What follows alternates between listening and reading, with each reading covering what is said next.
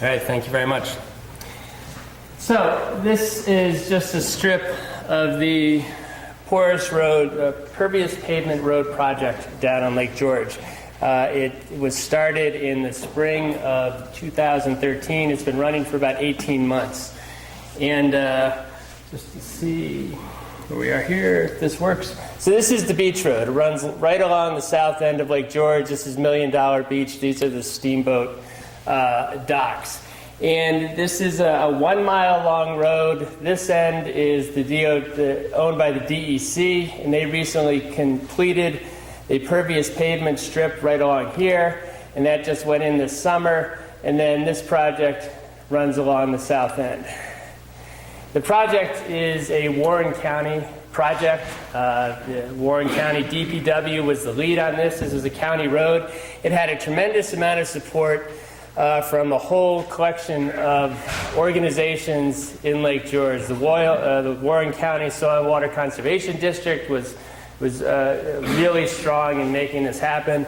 They had great support from the village of Lake George. Bob Blaze, the mayor, is here.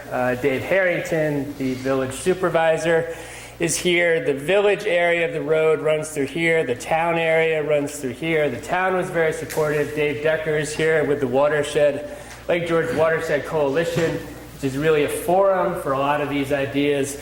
The Lake George Waterkeeper advocated for greater use of porous pavement, pervious pavement around Lake George in a number of places for a number of years. Karina Parnaby is here with the Waterkeeper as a way to control stormwater. One of the things that we've seen, that I'll talk about in the next few minutes, one of the things that we've seen is it's also a benefit because the system, so far anyway, is requiring a lot less salt to use and no sand for its winter upkeep. So this may be a real model for other places across the Adirondacks as far as seeing a benefit for winter road management that can help our aquatic system. So this is the first major pervious pavement project in New York State.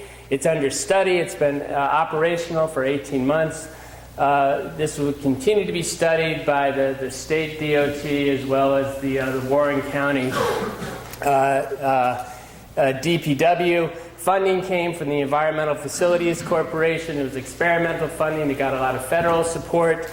And it's 0.75 miles is the part that was constructed in 2013. The DEC section was 0.3 of a mile, so it's just about a mile.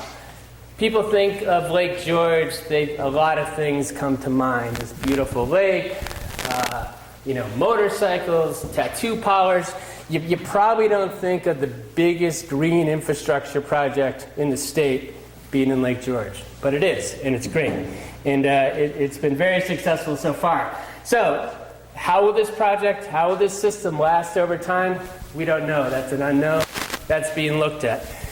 So that's a case study. To build this project, it was about 15% more than a conventional road system for a complete rebuild. And we had a little bit of a discussion about that with the earlier conversation, looking at some of the DOT management strategies, and we'll look at what a complete rebuild means for a road system. They had to tear up the entire length of Beach Road down to about 4.5 feet. They dug this huge trench, and then they lined it with filter fabric. This black fabric was along the sides and along the bottom of the system, so no sand comes into the pervious pavement system from the sides or from the bottom. Then they fill it with gravel.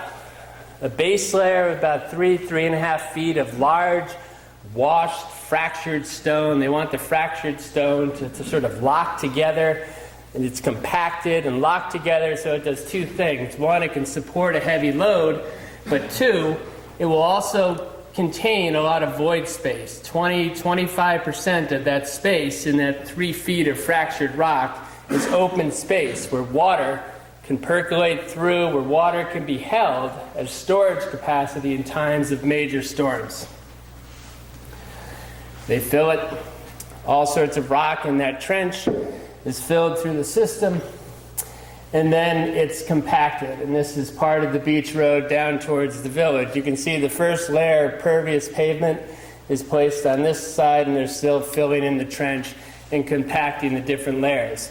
So with the gravel layer, you have a larger stone of about 3.5 feet. Then you have another foot on top of that of smaller stone.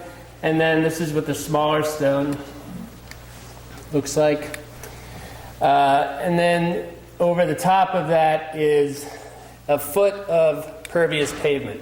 In the pervious pavement, you have about 9 inches of a larger stone, and then the top layer is 3 inches of a much smaller stone.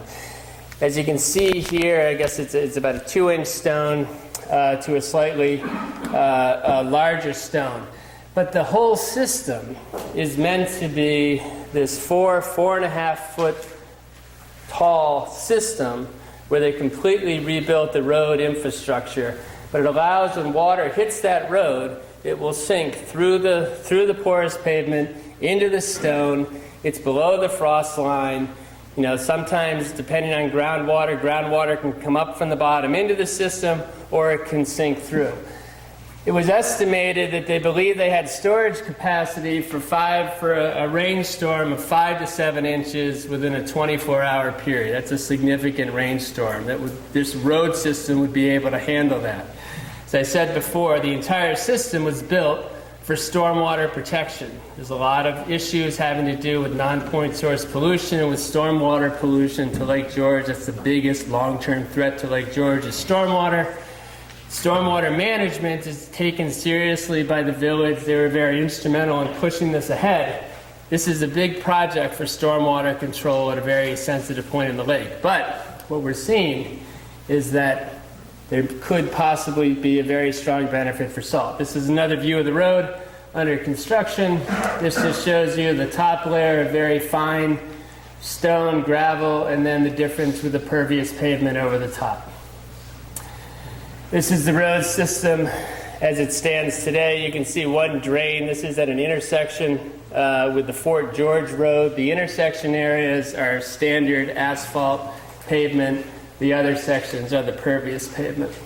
This is the new DEC section that goes around $1 Million Beach. It's the wetland. DEC is in the process now of doing a $6 million renovation of the $1 Million Beach area. That giant parking lot will be a large pervious pavement parking lot to control, additionally to control stormwater runoff. So the interesting thing is this system, when Dan had the information up before about local roads and the amount of tons of salt per year, they were seeing about 11,000 to 12,000 pounds of salt were used on this 1 mile of road in 12 and 13. What they've seen is that there was significantly less. They don't have the exact numbers, but the DPW said significantly less salt was used. They can't use sand on the system because they don't want to clog the porous pavement, so they don't use sand on the system. They have used some salt. How much, they don't know. What they do know is that they've used significantly less. When the salt truck would go out on Bloody Pond Road and Fort George Road and some of the other local roads and then come down to the beach road, oftentimes the beach road was clear. They'd turn it off and just drive down the road. One of the things is, one of the challenges in winter road management is sort of that afternoon thaw. That afternoon thaws, you start to see a lot of water materialize on road systems in the afternoon. You want to prevent that water from freezing as temperatures drop and the sun goes down. What happens with the pervious pavement system is once you hit that afternoon thaw, the water just sinks through the road. And so the road is cleared off. You don't get a nighttime sheen of black ice or anything else like that forming. There's a lot of unknowns, as I mentioned before, as far as long-term wear and tear on a road. How will the pervious pavement system last long-term? A major reconstruction like this, the Warren County DPW would expect that the road would last 12 to 15 years with some significant maintenance, sealing, dealing with potholes, and that sort of thing. But while the whole system was about 15% more to build, one of the things they're looking at is whether or not there will be a benefit through cheaper maintenance costs because they're not sanding, they're using less salt, They don't expect to have the pothole filling in the ceiling and that sort of thing. They do have to vacuum the road system. Right now they're on a protocol of vacuuming the road every 6 months, and they rent these giant sweepers and vacuums that pull debris out of the road so that they can keep the top layer open. So there's a lot that's unknown, but it looks, and we're only 18 months into this, but it looks quite hopeful that we may see a benefit not only for stormwater management, which is huge, but also a benefit for salt. And when you think about the Adirondacks, there's a lot of communities. Anybody pick this one out? Quick. Enchanted Forest. All right, Old Forge. There's a lot of Adirondack communities like Old Forge are right on top of water systems. The historic development patterns are putting communities on lakesides, are putting communities on riversides. Clearly that's had an impact, as Dan's data showed. Those watersheds with lots of roads are the impacted watersheds. It could be that this pervious pavement system that they're looking at in Lake George could be replicated in many other parts across the park. So we start not just looking at less, not just looking at management of salt, not looking at substitutes of salt, but looking at different road design to help reach the goal that we want of protecting aquatic systems. When you think of Saranac Ave or Lake Flower Ave, along Lake Flower, many places in the park where this type of road system could be a real answer. But you need a lot of advanced planning, and it's a major undertaking because it involves a major reconstruction, not just putting down a new top layer on a road. It's a major reconstruction. But a lot of our, this is the park agency map. As we all know, the agency map channels development onto our lake shores, a lot more roads on our lakeshore areas, and that's where our hamlets are, that's where our most highly developed land areas are on the lake shores of the park. So looking at this system, I think, has real possibilities, not only for stormwater protection, which a lot of our aquatic systems need as well. One of the things that Dan's research shows us is how much of chloride and sodium are coming into our lake systems through streams and stormwater runoff. But that's not the only stuff that's coming. It's not like the salt gets delivered to the water sources, but all the other pollutants are somehow left behind. A lot's coming in. It's just lakes don't use up the salt the way they will use up phosphorus and that sort of thing. And when they're using a lot of phosphorus, they're using it in a way that throws things into haywire. It throws things haywire insofar as lakes are becoming much more productive. They're growing more algae. They're growing more plants, that sort of thing. So I think there's a real possibility at looking long term at expanding the use of pervious pavement road systems throughout the park. And I'll leave it there. Thank you.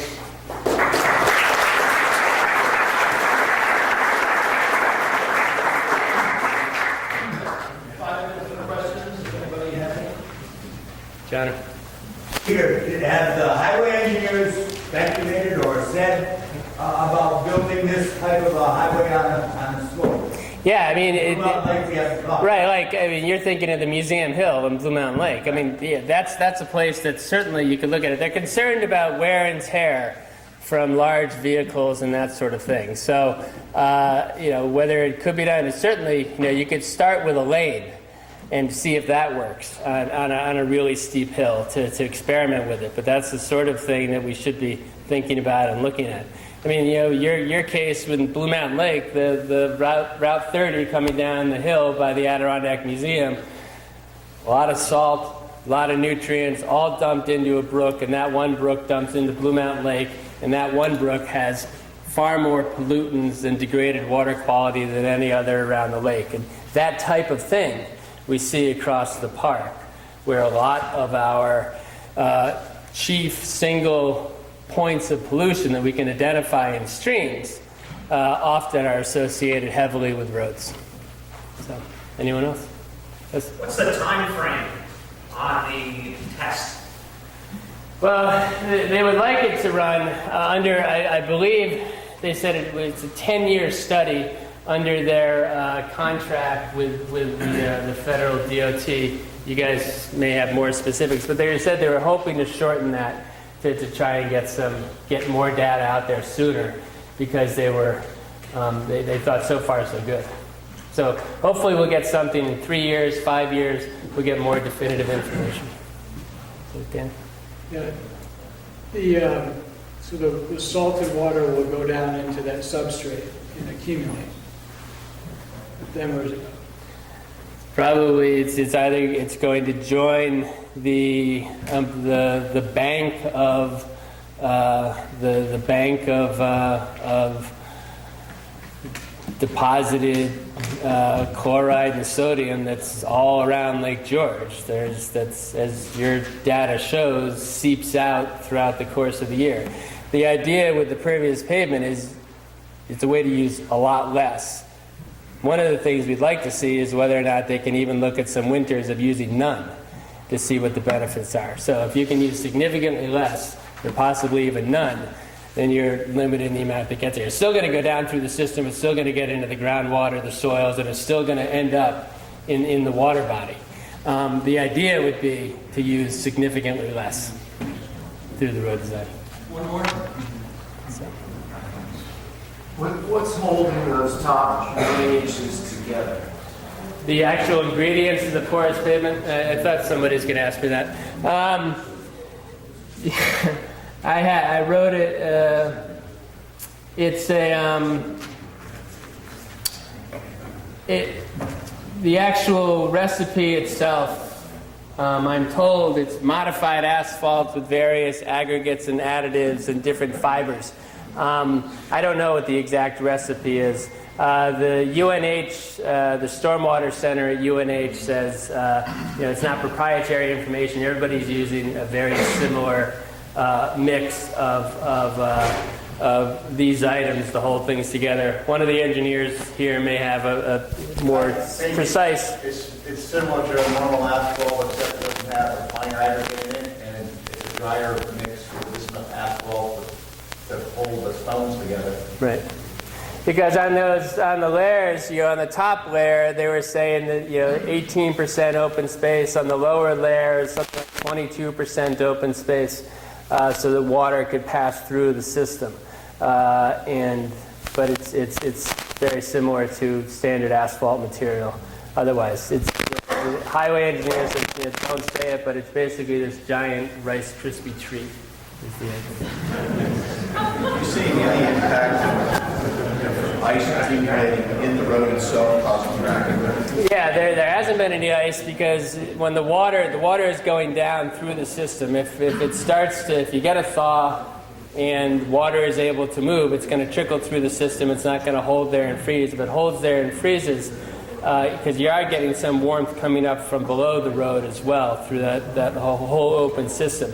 So any water that's coming is passing through that top layer very quickly, and they're not seeing. One of the things they think long term for a maintenance benefit is you won't have the heaving, you won't have the cracking, which requires the sealing and the pothole filling and that sort of thing. So there may be a long-term benefit as far as reduced maintenance costs. Maybe that's one of the